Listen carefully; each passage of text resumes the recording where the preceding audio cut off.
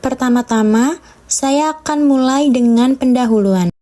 Produktivitas SDM merupakan faktor krusial dalam mendukung pencapaian tujuan organisasi di tengah dinamika pasar yang kompetitif.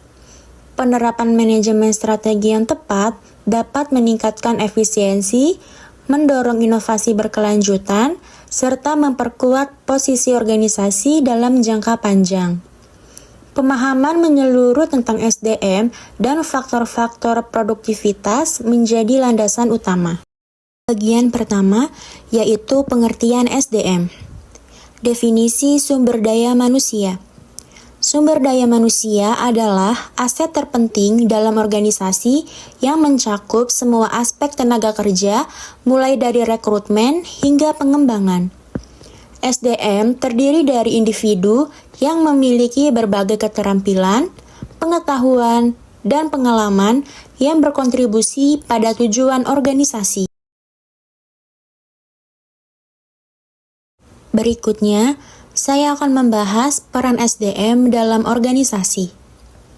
SDM berperan dalam menciptakan budaya organisasi yang positif, mendukung strategi bisnis, dan meningkatkan produktivitas. Melalui pengelolaan yang baik, SDM dapat membantu mencapai tujuan strategis dan mempertahankan keunggulan kompetitif di pasar. Kemudian, saya masuk ke konsep manajemen SDM.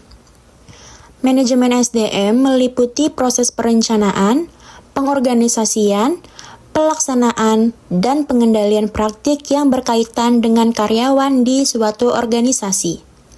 Ini mencakup pengelolaan rekrutmen, pelatihan, pengembangan karir, serta evaluasi kinerja untuk mencapai tujuan strategis. Setelah memahami pengertian dan peran SDM, berikutnya saya akan membahas faktor-faktor yang mempengaruhi produktivitas SDM. Yang pertama adalah kondisi kerja yang mendukung. Kondisi kerja yang baik termasuk lingkungan fisik, fasilitas, dan hubungan antar karyawan, sangat penting untuk meningkatkan produktivitas. Organisasi yang menyediakan kondisi kerja yang nyaman dan aman dapat meningkatkan kinerja karyawan dan meminimalisir stres. Faktor berikutnya adalah pelatihan dan pengembangan karyawan. Program pelatihan dan pengembangan harus disesuaikan dengan kebutuhan individu dan organisasi. Investasi dalam pelatihan meningkatkan keterampilan karyawan, mendorong inovasi, dan menghasilkan hasil yang lebih baik bagi organisasi.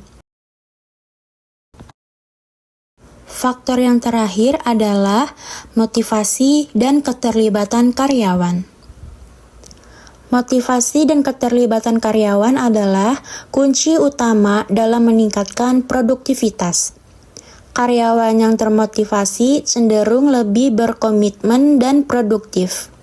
Strategi seperti pengakuan, penghargaan, dan komunikasi yang efektif dapat meningkatkan keterlibatan. Selanjutnya ada 3 strategi manajemen. 1. Perencanaan manajemen strategis. 2. Evaluasi kinerja karyawan. 3. Pengelolaan talenta. Saya akan menjelaskan lebih detailnya. 1. Perencanaan SDM strategis. Perencanaan SDM strategis adalah proses menetapkan tujuan SDM untuk mendukung strategi bisnis organisasi. Ini melibatkan analisis kebutuhan tenaga kerja, peramalan keterampilan, dan pengembangan rencana perekrutan. Rencana yang baik memastikan organisasi memiliki SDM yang tepat untuk mencapai tujuannya.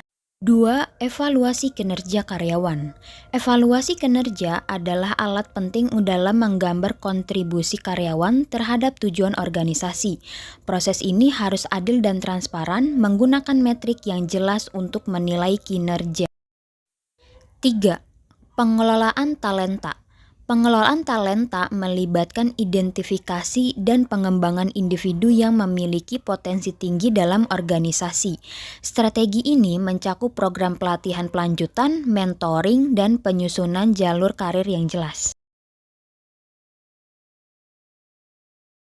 Baik, selanjutnya di sini saya akan menjelaskan tantangan SDM, yang dimana tantangan perubahan teknologi dan dampaknya. Perkembangan teknologi membawa tantangan baru bagi SDM, termasuk kebutuhan untuk melatih karyawan dalam alat baru dan metode kerja. Organisasi harus adaptif dalam mengatasi perubahan dan memastikan bahwa karyawan memiliki keterampilan yang diperlukan untuk beradaptasi di era digital. Lalu kemudian, tantangan berikutnya ada isu keberagaman di tempat kerja.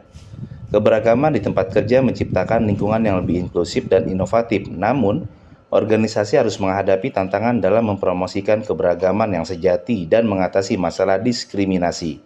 Program pelatihan tentang keberagaman dan inklusi dapat membantu menciptakan budaya yang positif. Dan kemudian ada kebijakan kesejahteraan karyawan, di mana kebijakan kesejahteraan yang baik mencakup aspek fisik, mental, dan emosional dari karyawan, menyediakan manfaat yang sesuai seperti asuransi kesehatan, keseimbangan kerja hidup, atau yang biasa dikenal work-life balance, dan dukungan kesehatan mental, dapat meningkatkan kesejahteraan karyawan dan produktivitas secara keseluruhan. Setelah kita membahas materinya, sekarang kita masuk ke bagian contoh soal dan pembahasannya. Saya mulai dengan contoh soal yang pertama, yaitu jelaskan pengaruh pelatihan dan pengembangan terhadap produktivitas karyawan dalam suatu organisasi. Bagaimana organisasi dapat memastikan bahwa program pelatihan benar-benar berdampak? Berikut adalah pembahasannya. Pelatihan dan pengembangan meningkatkan keterampilan, pengetahuan, serta kepercayaan diri karyawan. Hal ini berdampak langsung pada peningkatan kualitas pekerjaan, efisiensi, dan inovasi. Organisasi dapat memastikan efektivitas pelatihan dengan melakukan evaluasi pasca pelatihan, menerapkan sistem mentoring, serta menyesuaikan materi dengan kebutuhan individu dan tujuan strategis organisasi. Selanjutnya adalah contoh soal nomor 2. Sebuah perusahaan teknologi menghadapi tantangan dalam menjaga keterlibatan karyawan muda yang cepat bosan dengan rutinitas. Sebagai manajer SDM, strategi apa yang Anda terapkan untuk meningkatkan motivasi dan keterlibatan mereka?